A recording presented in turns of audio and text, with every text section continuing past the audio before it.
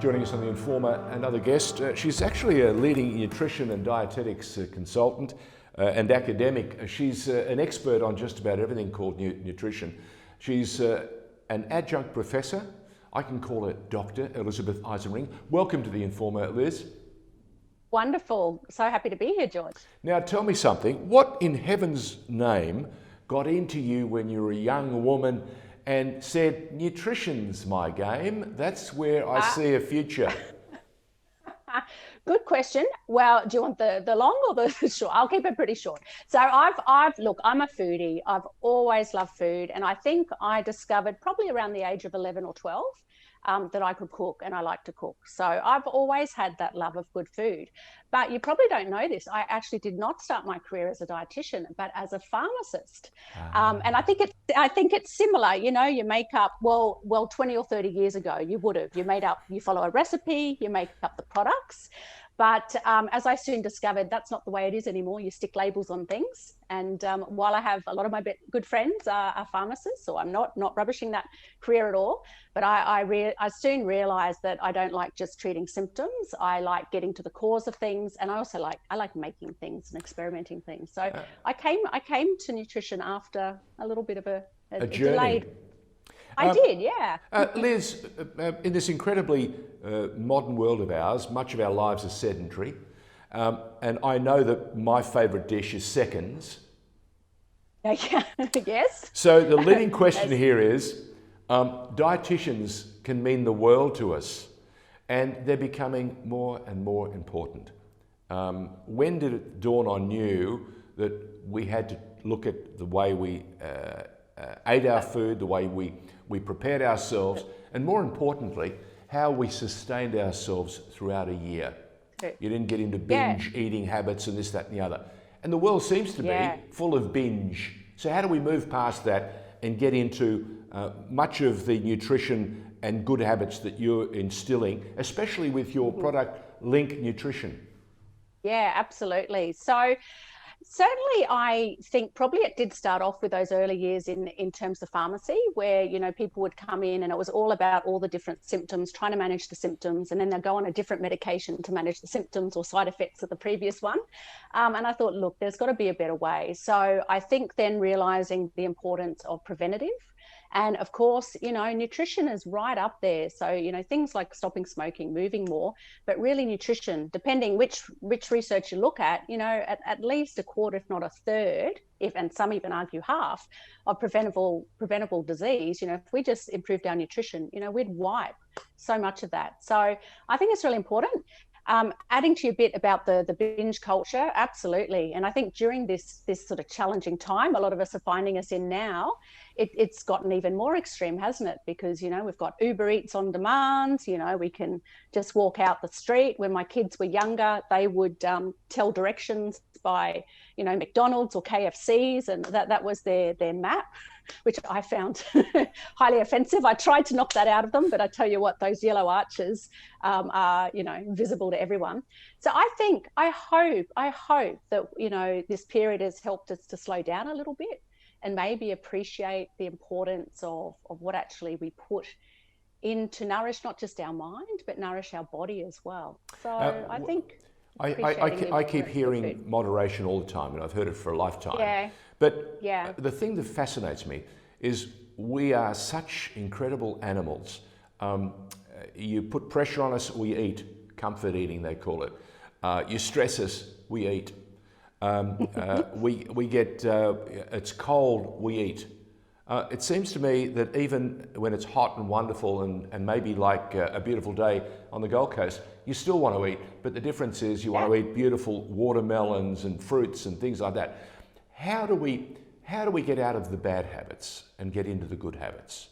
Because Lord knows it's a lot easier to be bad than to be good. Well, certainly falling into those traps, and our world, is made for convenience, isn't it? So I guess the first thing is it's pretty hard to take on evolution, and my advice is don't fight nature, because we're not going to win. Oh dear. I also, your point about moderation, and while it's true, I know it's not sexy. No one wants to hear that. So I prefer perhaps, the 80-20 rule. So if we try and do the right thing 80% of the time, it means that we can enjoy those foods, like you say, when we're stressed or angry or celebrate. I know in many different cultures, it all centers around, the food and the dining table. So I think getting the basics right, cooking a little bit more at home, knowing what's going into the food. Maybe when we're allowed out and about again, make friends with local farmers or go to farmers markets and actually find out how they're growing the food and use more of that. I think if people just sort of experimented with different fruits and veggies and just added, a simple thing, just add an extra serve of fruit and veg a day, it's in terms of the way you feel and decreasing the risk of disease down the track, tremendous payoff. If we had a pill that could do that, everyone would want it. Now, that's the chemist in you. That's the pharmacist Yeah, in that's you. true. Sneaking through, just flashing through. Yeah, But a little bit. as we get older, we have to be even smarter. We have to be even more aware. I mean, for example, my mother had to go in a little while back and have a procedure, and the medicine and her appetite and what she was eating to prepare to go in was very different. So is that a very big part of what you're doing too these days? Mapping out those must-haves and do's? Yeah, absolutely. So very much part of my academic role was supporting people through nutrition in a range of things. So one was people with cancer going through treatment. So that's one of my specialities. Yep. The other one is, older adults. So, as we get older, of course, as you mentioned, taste changes. So we tend to lose our appetite, and combined with that, we tend to lose muscle. And unfortunately, it's that muscle which helps us, get out of the chair, get off the floor. It's so closely related to quality of life. So we have to actually do stuff, which is, eating good quality protein, having lots of fresh fruit and veggies to meet all those nutrients to help slow down that natural loss, which tends to happen, but back in the day, people were still active on farms or still doing a lot of physical work. But of course now, because we tend to be more sedentary, we got to work extra hard to deal with time and gravity, actually. They're not very forgiving. And sugary drinks is another thing. We need to break that nexus. We need to break that hold that they seem to have over us and move on and look to be drinking more, hydrating more in a manner that's healthy. Absolutely. So we'll always say, water's best, and particularly up here in the tropics or the warmer states of Queensland, it's a bit easier to enjoy water. For those who don't like the taste of water, there's so many other things you can do. You can add fruits and different herbs and spices or even to soda waters. And remember, of course, we get our hydration through foods and things as well. So salads and fruit. And even cups of tea and coffee, although I tend to not like people living on coffee. We can talk about that, but a little bit of coffee is actually quite good. But like everything, there's that threshold. We're talking to adjunct professor Elizabeth Isenring. She's an academic. She's a nutrition specialist. She's a former pharmacist who still loves and has a great appetite for mixing things in a very special way. But Liz, you touched on coffee. In my lifetime, we've gone from being tea drinkers in Australia to creating this whole new lifestyle where our day does not start until we have our latte, our double macchiato, our cappuccino, everything except a black coffee or a cup of tea. So, and we're seeing people drink it all day. Now, surely that can't, I know it And feels in good. huge containers as well. Oh, so you've been to America. Yes. Well, I was going to say, yes, and some of my Aussie colleagues, we would search out trying to look for that little Aussie or little Italian coffee place, in all of the US. So yes, we definitely have become diehard gourmet coffee. So what do you fans. recommend? Yeah. What's a fair hit of coffee to give you the stimulant that we need, or the lifter, and what's an unsafe coffee intake? Yeah. So, yeah, absolutely. So generally, up to about 3, maybe 4 of the espresso type or the real coffees, the shop bought coffees, or if you're lucky enough to have a coffee machine at home, is probably good. Instant coffee has less caffeine, so you could probably go away with a little bit more.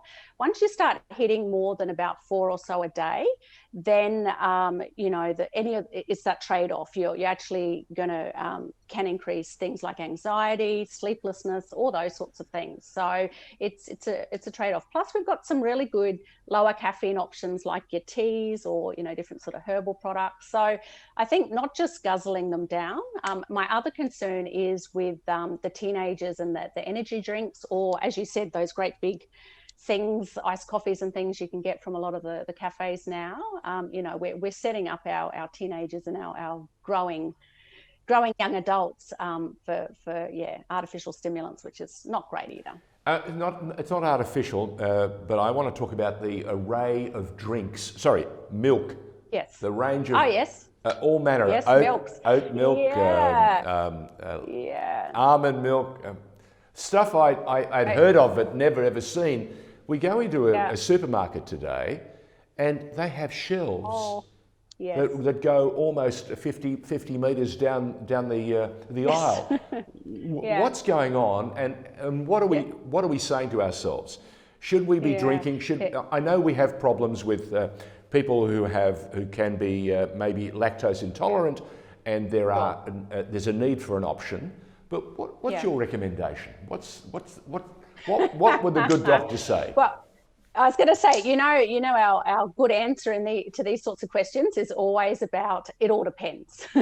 But basically, I think the options have become too confusing. It's nice to have some options. So whether you can tolerate dairy or want some of the lower fat options, interesting now. We know, as opposed to the 70s where it was all, cut fat out of everything, we actually now know that the fat that's contained in dairy seems to be handled a bit better by the body. So it's not super great, but it's also not super bad like we thought it was. But then for those who might be lactose intolerant, there's a range of things. You can add little enzymes to get rid of it. You can have the lactose-free milk. Then, of course, there's things like soy and some of the legume milks. I'm okay with things like soy and some of the nut milks. I'm a little bit cautious with things like rice and oat milks because, to be honest, in my opinion, they shouldn't be called milk because they're not equivalent to milk. They're actually very low in protein, and most of them now have calcium because they add it to it. But certainly, you've got to be careful with kiddies. And often what happens is the mum or the dad might introduce a new milk to the family, and then it starts getting used by the whole family. And with some of those milks, they're okay for adults as long as they're eating well, but they're actually not the best option for kids or teenagers. So just being a little bit aware about that is probably a good thing. Liz Isenring is our guest on The Informer. If people want to know more about their health, about their diets and about their nutrition, how can they reach out to you, Liz?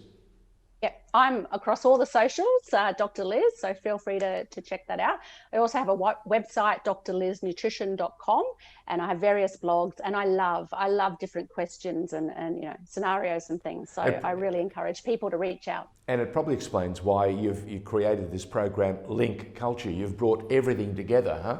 I have brought it together. So it does actually stand for Liz Isenring Nutrition Consulting, which a lot of people don't realise. I know with it, but the other idea is to bring it all together. That's right. Well, I think you have brought it all together. You've told us a fantastic story. Once again, you've also given us an insight into a professional who understands that there are demons out there in all of us, and we've got to try and keep them at bay. Liz, thank you very, very much. Enjoy the rest of the week, and also as Christmas approaches, is there one bit of warning for everyone? in terms of our nutrition? What should we try and avoid as much as possible? I think the key is remember that none of this food on the buffet, or we might not be able to do buffets now, but none of this food is going away. So you don't need to pile it all on your plate as if you're never going to get it again.